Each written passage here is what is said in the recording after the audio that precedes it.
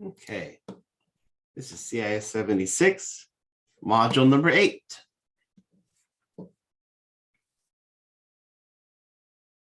As usual, we have a do I know this for this chapter. So go ahead, if you haven't done so yet, to complete that quick little quiz.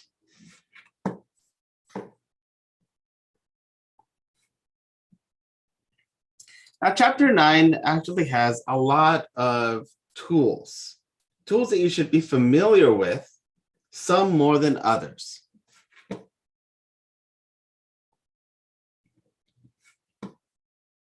Trying to move this over so you can see it.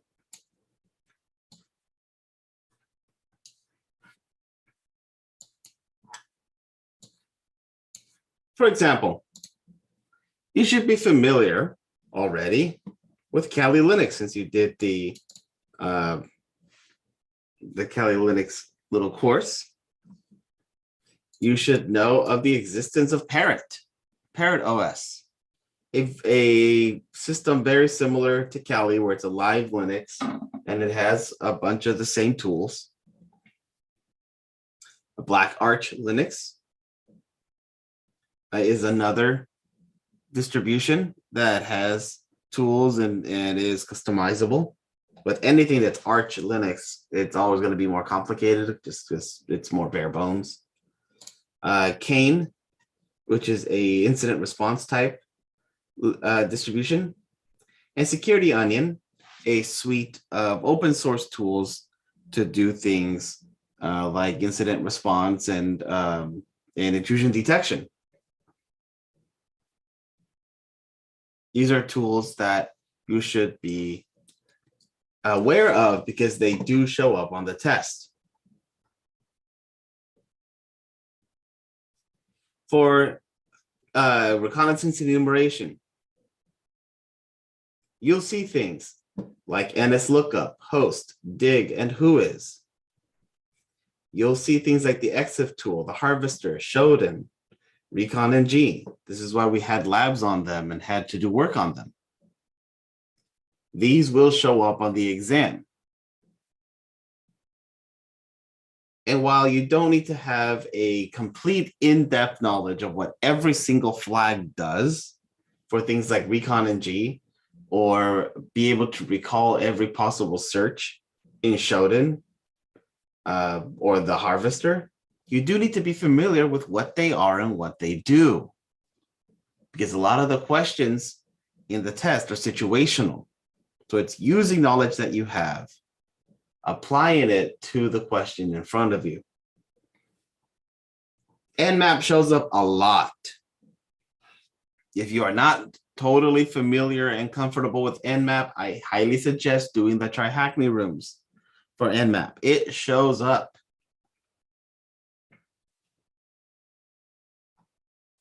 OpenVAS, Nessus are the two big tools for vulnerability assessment. We talked about these.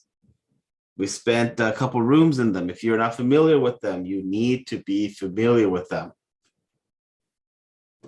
Same with SQLmap, Nikto, OAuth-Zap, and Dirtbuster.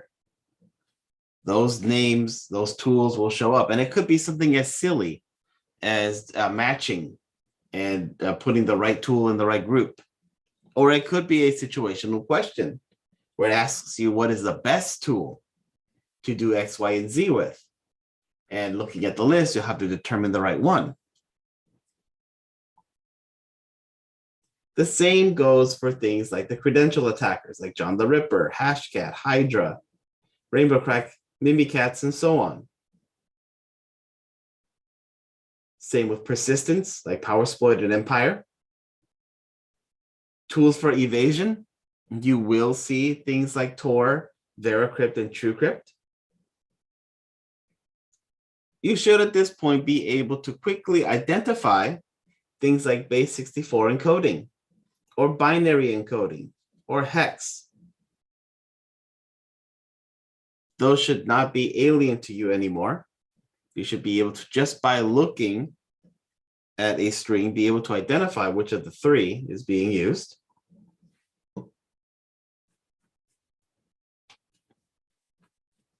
Tools that work with DNS, like DNScapy, again, should be tools that you should be familiar with. Not saying you have to be an expert in them, but definitely know where they fit. We spend our time in Metasploit for the same reason, because Metasploit appears. They'll ask you, where can you get a module for what? You should be familiar with things like GDB. Should know where Ghidra fits.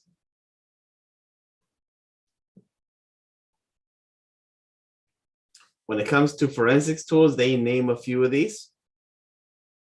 Again, this is not, you have to know the ins and outs of the sensitive workstation. You don't have to know the ins and outs of Ada, but you need to know where they fit. And then a couple more tools, software assurance. I did see things like PowerShell, Ruby, Go, PowerShell, and Rust. It wasn't in depth.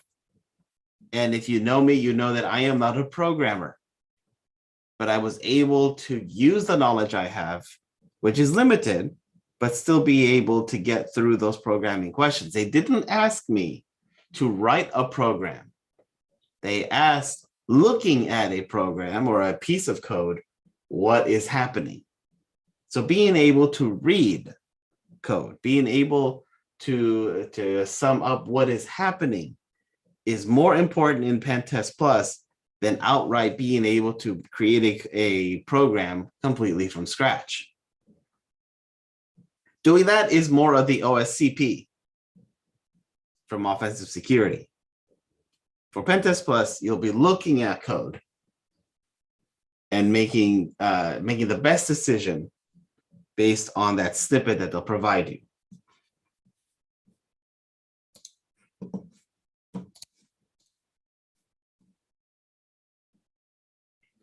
Now, the last chapter of the book talks about post-exploitation, or explaining post-engagement activities.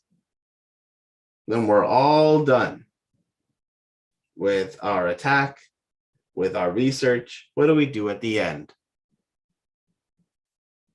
So after the testing phases of the pen test are complete, the next phase is important, as tools can and most likely cause residual effect on the systems that were tested. In SQLi, the databases should be reverted or restored to a previous state to clean up any fake data or any malicious scripts. Tools can leave residual files or data that you need to ensure are cleaned from the target system. Having the client or system owner validate the cleanup is sufficient and is also a best practice. Your report. The pen test report is important, and this is the final deliverable. It is what you are paid to produce as a result of your pen testing efforts. You should always create a report, even if you are conducting an internal-only evaluation for your company. This report serves purposes like proof of the completed work and evidence of efforts of your company made to identify any security issues within the environment. You want to be able to prove your due diligence to test and secure your company's environment. As a third-party pen tester hired to perform a test for a customer, the report is your final deliverable. Again, you want to be as detailed as possible in addressing your findings. If a customer finds a false positive, this can cost a lot of time and money and could jeopardize any future work with the client. As mentioned when we started, know your audience. One of the most important aspects to keep in mind when writing a report is knowing your audience. If you write a report that's only highly technical, and only that audience will be able to understand it, the report will not show its value and hard work will go unnoticed. A clearly written executive summary is important because it breaks down the technical findings into summary explanations and provides enough information that all technical levels can understand the results and see the value in that deliverable. Though the technical details will be covered in other sections, it's important to consider not only who you are delivering the report to, but also who they will be passing it along to.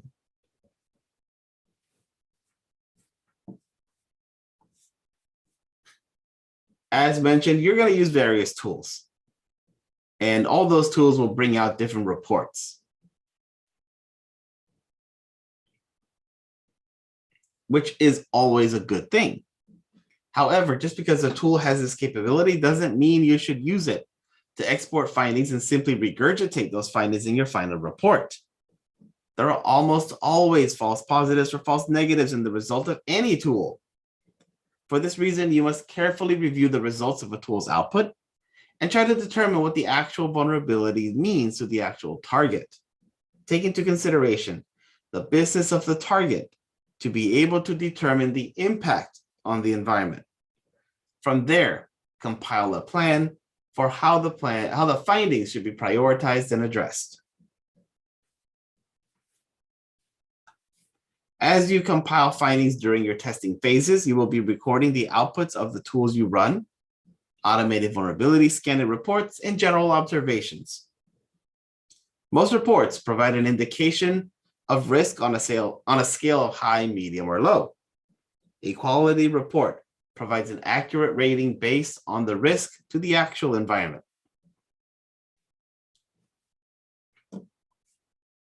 The most accurate and comprehensive way to compile a report is to start collecting and organizing the results while you are still testing.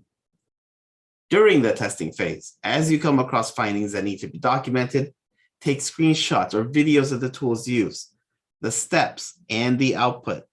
This will help you piece together exactly the scenario that triggered the finding and illustrate it for the end user. Include these as part of the report, because including visual proof is the best way your audience will gain a full picture and understanding of the findings.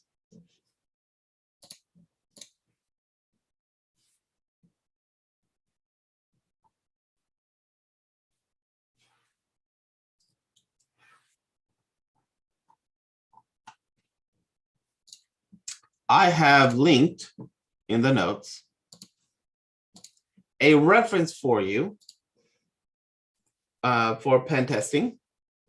It is based on PCI DSS. Take a look.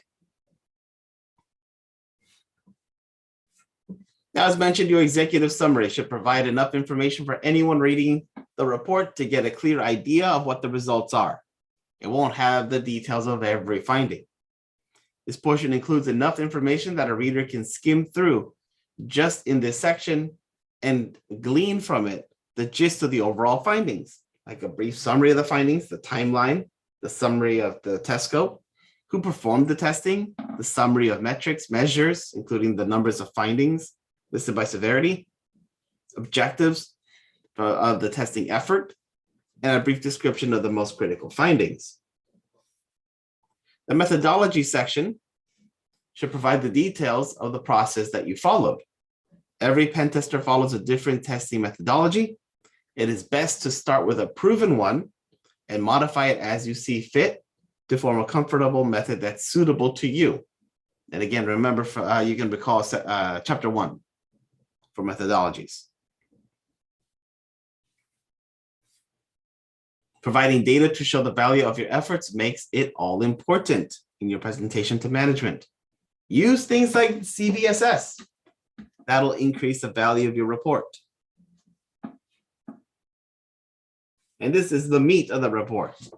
The information provided in this section, the findings and recommendations for remediation, is what will be used to move forward for the issues found. This section should provide all the technical details necessary that teams like IT, InfoSec, and DevOps need to address.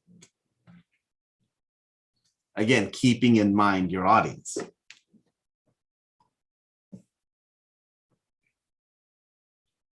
Now, lastly, You must ensure to follow strict handling procedures with regards to your report. The contents of a pen testing report are very sensitive and should be treated as highly confidential. If the engagement involves a Department of Defense-owned system, the contents of the report could fall under the International Traffic in Arms Regulations, and mishandling the report could result in millions of dollars in fines and imprisonment. The classification of a report's content is driven by the organization that the pen test has been performed on and its policies on classification. In some cases, the report is considered top secret. However, as a rule of thumb, you should always consider report contents as highly classified and distribute them on a need-to-know basis only. So to distribute the report, you could do it as a hard copy or electronic. When meeting with stakeholders, they'll want a copy in front of them as you walk through the readout of the findings, which again should be handled with care. So limit the number of copies produced, define the distribution list in the scope of work, label each copy with a specific ID in order to tie it to a person who it was distributed to, keep a log of each hard copy, ensure that the physical copies are formally delivered to the recipient. If you're doing it over the network, make sure that it's encrypted. And anything electronic, be more restrictive on who can access, because again, the data in there is pretty important.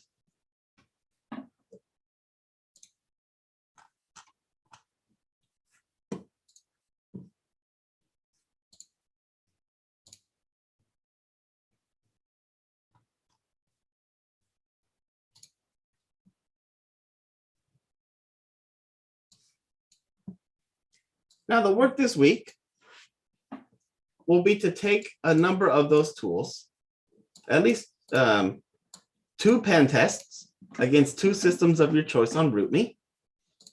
If you've never used RootMe before, it's very simple. Number 1, you'll need to make an account. And I have an account, so I will log in. Then you'll go to capture the flag and CTF all the day. Pick an empty room, and you'll know it's an empty room because nothing is listed and there are no attackers. So for this example, I'm going to pick CTF 04. Choose whatever room you want, whatever VM you want to strike. I'm going to choose Metasploitable. I'm going to submit my vote. It'll be up for an hour. I have to find the flag in /password.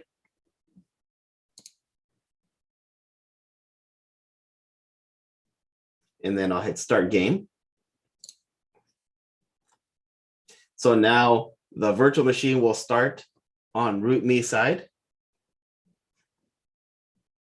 And I will have 1 hour from when it's available to hit it with anything and everything that I want and can. So this will take a little moment and then it'll be ready. This is free, by the way. You don't have to pay for it.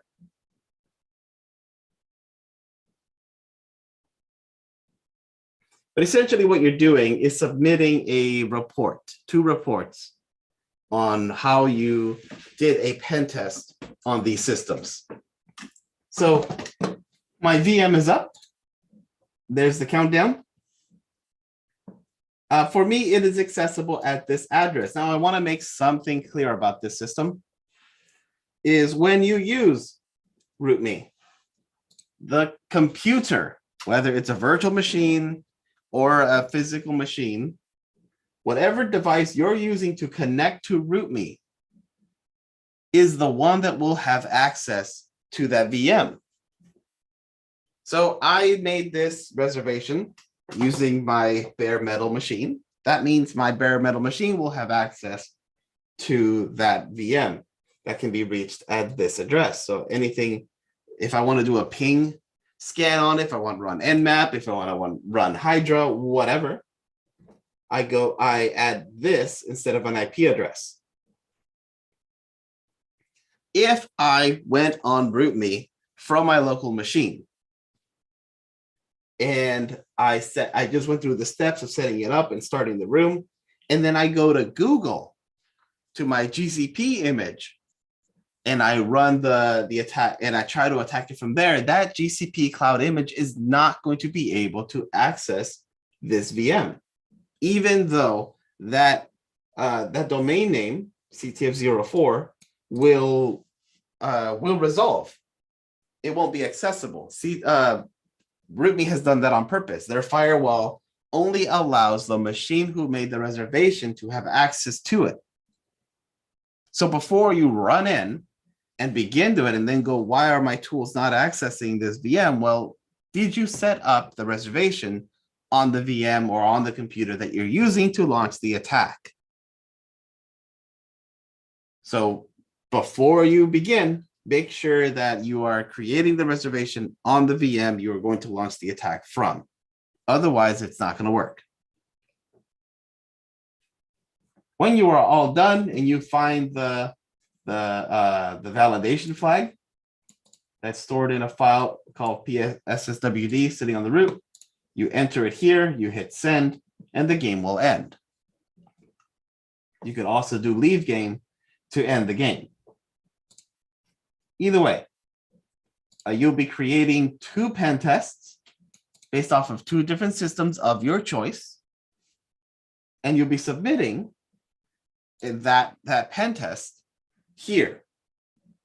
So use any of the tools mentioned. You don't have to strictly use the tools on that list. I suggest that you do, but it is not an enforcement. So exploit the system, get the flag, and write a pen test report. So it will be 2 different reports.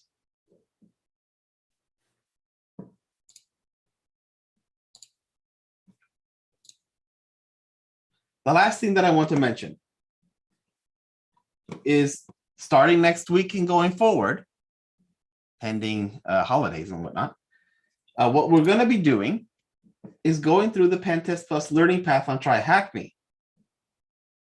So what you are to submit here is the proof of completion that you finished the Pen Test Plus learning path.